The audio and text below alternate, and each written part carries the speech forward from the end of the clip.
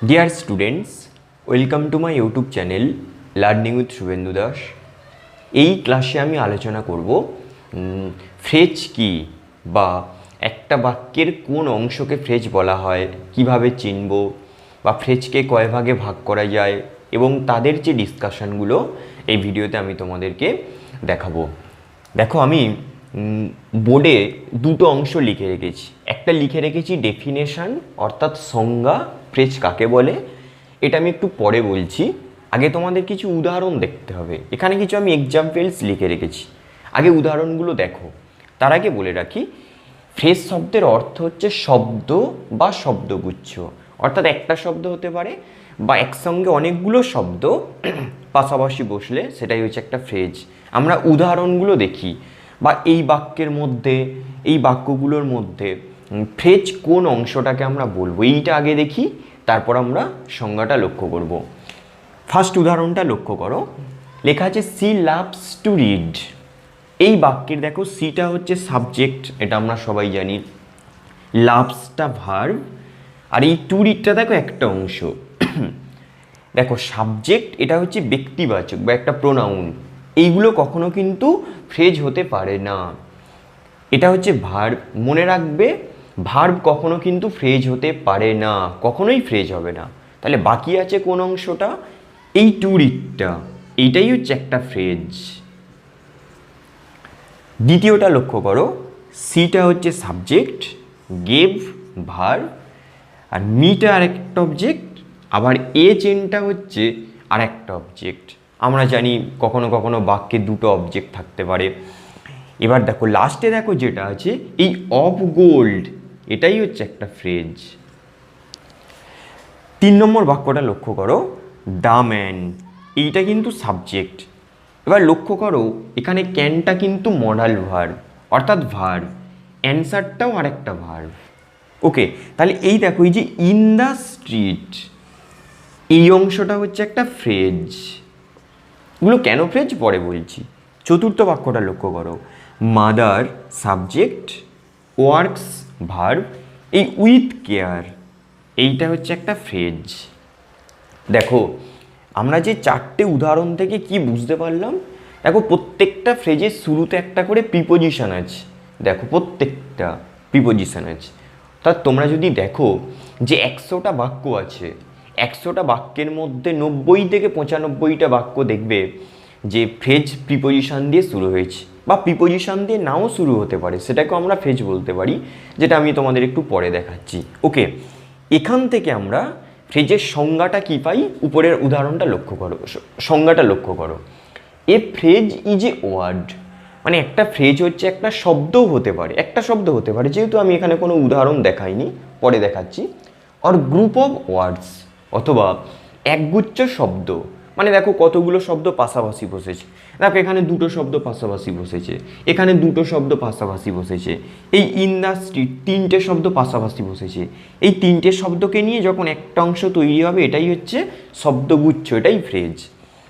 That does not make a complete sense, যার দ্বারা কোনো সম্পূর্ণ অর্থ বোঝা যায় না।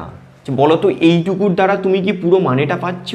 টু রিড, পড়তে, একটা অসম্পূর্ণ মানে, যে সে পড়তে বসেছে না পড়তে পছন্দ করে, এই জিনিসটা বুঝতে পারছি না। ধর অফ গোল্ড, সোনার, একটা অসম্পূর্ণ মানে। ইন দ্য স্ট্রিট, রাস্তায়, একটা, এটা কিন্তু সম্পূর্ণ অংশ নয়, এর দ্বারা আমরা সম্পূর্ণ ভাবটা প্রকাশ পাচ্ছি না। উইথ কেয়ার, যত্ন সহকারে, সে কি যত্ন সহকারে তার মাকে সেবা করে না রান্না করে, কিছু বুঝতে পারছি না কিন্তু। অর্থাৎ মনে রাখবে যে ফ্রেজের দ্বারা কোনো সম্পূর্ণ অর্থ আমরা কখনো প্রকাশ পাবো না। And that does not contain a finite verb, এবং যার মধ্যে কোনো ভার্ব বা ফাইনিট ভার্ব থাকবে না। ফাইনিট ভার্ব বলতে সাবজেক্টের পরে যে ভার্বটা থাকবে, ধরো সেইগুলোই ফাইনিট ভার্ব। ফাইনিট ভার্ব নিয়ে আমার একটা ভিডিও আপলোড করা আছে, আমি এই ভিডিও ডেসক্রিপশান বক্সে লিঙ্কটা দিয়ে দিয়েছি, তোমরা ওখান থেকে দেখে নিলে তাহলে ভালোভাবে বুঝতে পারবে। অর্থাৎ আমরা ফ্রেজের এখান থেকে বৈশিষ্ট্য কী দেখতে পাচ্ছি না, ফ্রেজ হচ্ছে একটা শব্দ হতে পারে বা কতগুলো শব্দের একটা অংশ, গুচ্ছ, এর মধ্যে কোনো ভার্ব থাকবে না, বা ওই অংশের দ্বারা বা ফ্রেজের দ্বারা কোনো সম্পূর্ণ অর্থ আমরা প্রকাশ করতে পারি না বা প্রকাশ পায় না। স্টুডেন্টস, এখন আমরা আলোচনা করব যে ফ্রেজকে কয় ভাগে ভাগ করা যায়। মনে রাখবে ফ্রেজকে সবসময় 3টে ভাগে ভাগ করা যায়। মূলত কি কি 3টে ভাগ? নাউন ফ্রেজ, অ্যাডজেক্টিভ ফ্রেজ এবং অ্যাডভার্ব ফ্রেজ। আর একটা আছে যেটা হচ্ছে প্রিপোজিশনাল ফ্রেজ। এখন আমরা এই 3টে ফ্রেজকে নিয়ে ডিটেলস আলোচনা করব। ফার্স্ট আমরা আলোচনা করব নাউন ফ্রেজ। আচ্ছা, আমরা নাউন সবাই জানি, নাউন ফ্রেজ নাউনের মতোই কাজ করে এবং একটা বাক্যে নাউন আমরা জানি সাবজেক্ট এবং অবজেক্ট হিসাবে বসতে পারে। ঠিক নাউন ফ্রেজেও বাক্যের সাবজেক্ট এবং অবজেক্ট হিসাবেই বসে। আমরা কিছু উদাহরণ দেখি। দেখো, প্রথম বাক্যে সি লাভস টু রিড। দেখো, টু রিডটা হচ্ছে একটা ফ্রেজ, কিন্তু কোন ফ্রেজ আমরা জানি না। আমরা কেন দেখব এটা কোন ফ্রেজ? দেখো, দে আর গোয়িং হোম, এইটা একটা ফ্রেজ, যেহেতু ইচটা হচ্ছে ভার্ব। এটা কেন ফ্রেজ বা কী বৃত্তান্ত আমরা পরে জানবো।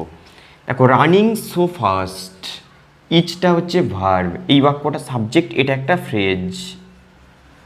কিন্তু কেন এটা ফ্রেজ বা কেন এটা নাউন ফ্রেজ তোমাদেরকে বলবো আমি। দেখো, ভালো করে লক্ষ্য করো। দেখো, সি মানে হচ্ছে সে, এটা বাক্যের সাবজেক্ট। লাভস মানে হচ্ছে ভালোবাসে। টু রিড মানে কি বলো তো? পড়তে। আমরা প্রথমেই দেখেছি যে টু আছে মানে এইটা হচ্ছে একটা ফ্রেজ, কিন্তু এটা প্রশ্ন হচ্ছে নাউন ফ্রেজ, অ্যাডজেক্টিভ ফ্রেজ না অ্যাডভার্ব ফ্রেজ, সেটা আমরা শনাক্ত করছি। যেহেতু আমরা প্রথমে নাউন ফ্রেজ আলোচনা করছি, তাই এটা নাউন ফ্রেজ। কিন্তু কেন? দেখো দেখো সে ভালোবাসে, তুমি সবসময় ভার্বকে কি দিয়ে প্রশ্ন করবে? কি দিয়ে প্রশ্ন করলে যদি উত্তরটা হয় তাহলে সেটা হবে নাউন ফ্রেজ। দেখো, সে ভালোবাসে, প্রশ্ন করো কি ভালোবাসে? পড়তে ভালোবাসে। তাহলে এটা কিন্তু অ্যান্সার হচ্ছে এইটা, ওই জন্য এটা হচ্ছে নাউন ফ্রেজ। তাহলে কি বললাম? বাক্যের ভার্বকে কি দিয়ে যদি প্রশ্ন করা যায়, যদি সেটা উত্তর হয় তাহলে সেটা হয় নাউন ফ্রেজ। এবং দেখো, এটা বাক্যে কি হিসাবে বসেছে? এটা সাবজেক্ট, এইটা অবজেক্ট, আর এইটা এটা ভার্ব, এইটা হচ্ছে অবজেক্ট।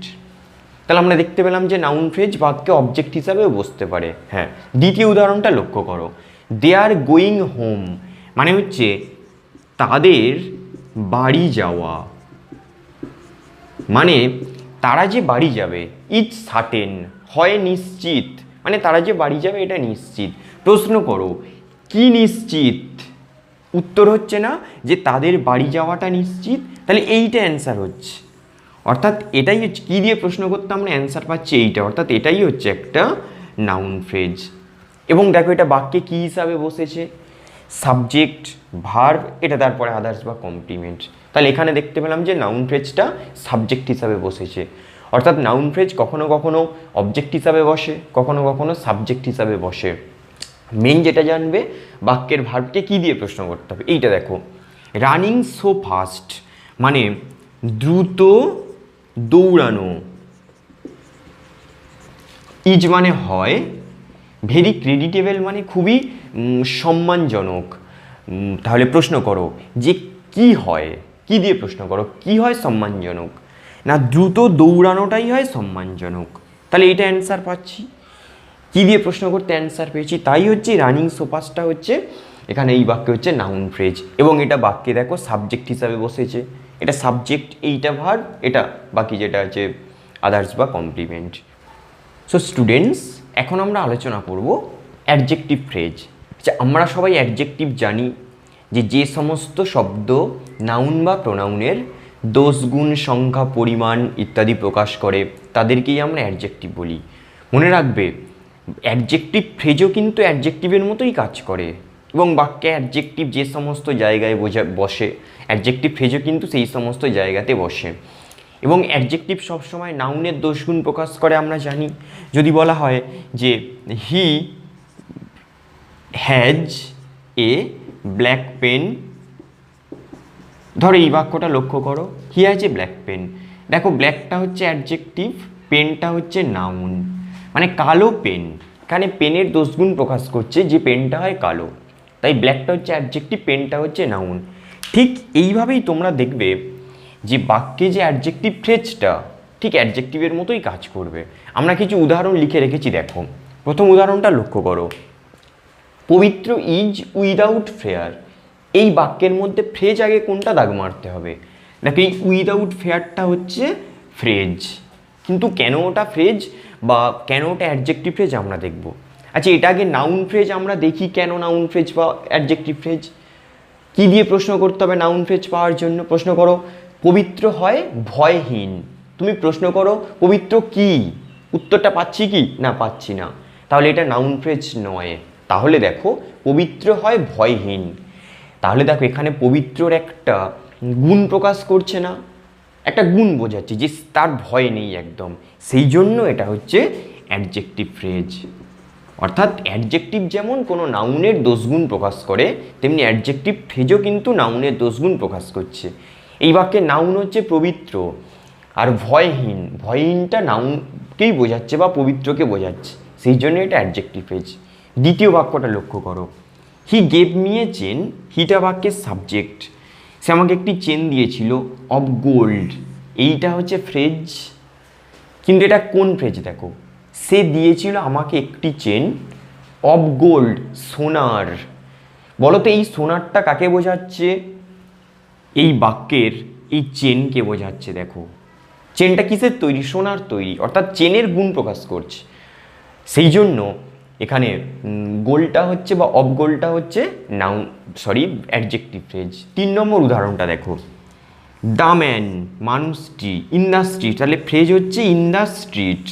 এবার এটা কোন ফ্রেজ আমরা দেখব, তুমি এটাকে কি দিয়ে প্রশ্ন করলে পাবে না, উত্তর পাবে না, তাই এটা নাউন ফ্রেজ নয়।